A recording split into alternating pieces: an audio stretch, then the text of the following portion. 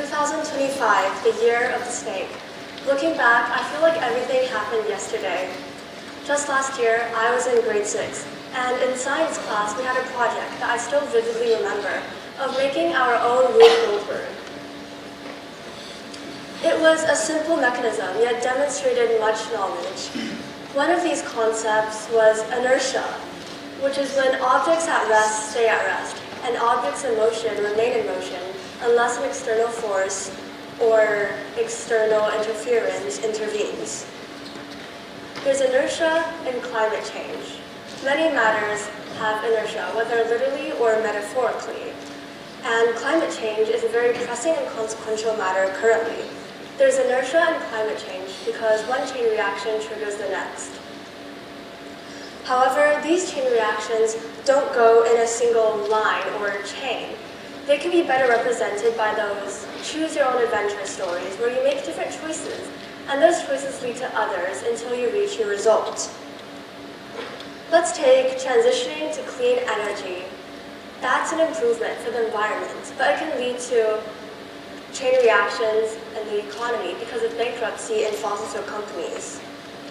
Essentially, chain reactions do not have a single cause and effect. Sometimes the effects are causes for other effects. Therefore, I believe it is more of a web, all interconnected and influential. But first, on the matter of climate change, let's talk about atoms. Remember back in elementary school when you first learned that atoms made up everything? It was surprising to me as a young kid, and honestly seemed implausible. You see, that's because the most ubiquitous things are often most easily overseen, just like with fossil fuels. So how should we recognize them and solve them?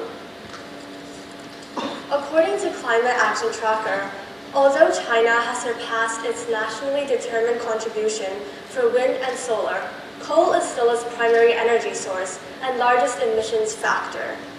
Despite this, coal utilization rates have gone down from 60% in May 2023 to 53% in May 2024. So let's model it this way. This is our climate, and it's pretty heavily impacted by us humans already, and it still is. Because when we're reducing the amount of fossil fuel emissions, we're only slowing down the process, not fully demolishing it. The buildup is still detrimental. On the other hand, if we use a sort of energy that doesn't spur climate change, then there will be no gush. This doesn't mean that we shouldn't try to reduce our own emissions. It means that if we merely reduce and without any other sort of energy, and we get down to net zero for energy, the world won't be able to function because humanity will be reduced to sticks and stones. So in the long term, we need cleaner alternatives for a sustainable and climate-friendly future. Now, this is where renewable energy comes in. It seems like we have all these types of energy we need for climate action and all the ways of deploying them. But that's actually not true. There's a reason why fossil fuels are used more, because they're more convenient, both financially and on terms of usability.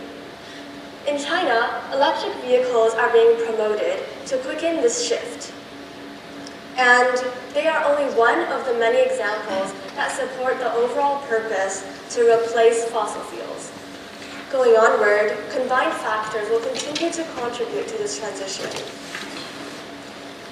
Thus, we have not reached our capacity for innovation in clean energy. We need something as cheap and convenient as fossil fuels, but has zero harm on the environment, or something that can allow us to apply all current sources of clean energy easily, cheaply. Even better, something to erase past fossil footprints. We need a panacea of sorts. We need innovation. Some of you here have probably wondered, what can I do about it? Because only one out of many innovations actually have a significant impact on the world. Here's the thing, you've probably all heard this a lot, but that's because it's true. When you try, you have a slim chance. It might be 2% chance, but there's still a chance. However, if you don't try to make a change, then there will be no chance. That's why we need as many people as possible to participate in innovation so that we can increase our overall chances. Before the innovation comes a plan, because we need a plan to develop our innovation, right? Before that, an incentive or ideas. What makes up those ideas?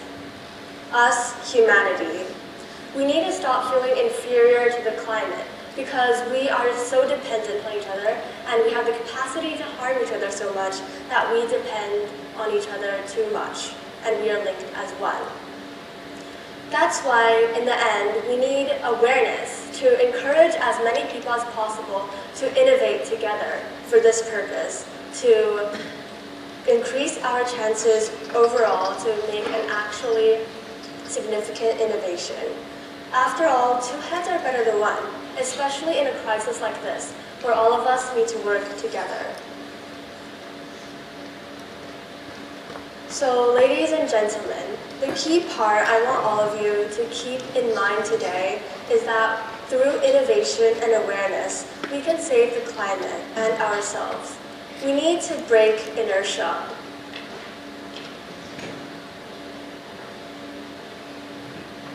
The orange dominoes represent the cascade of climate change that we set in motion decades ago, and the white represent our efforts to stop it from reaching the undesired result. Remember to share the to-do, because after all, two heads are better than one in this climate crisis. Thank you for listening.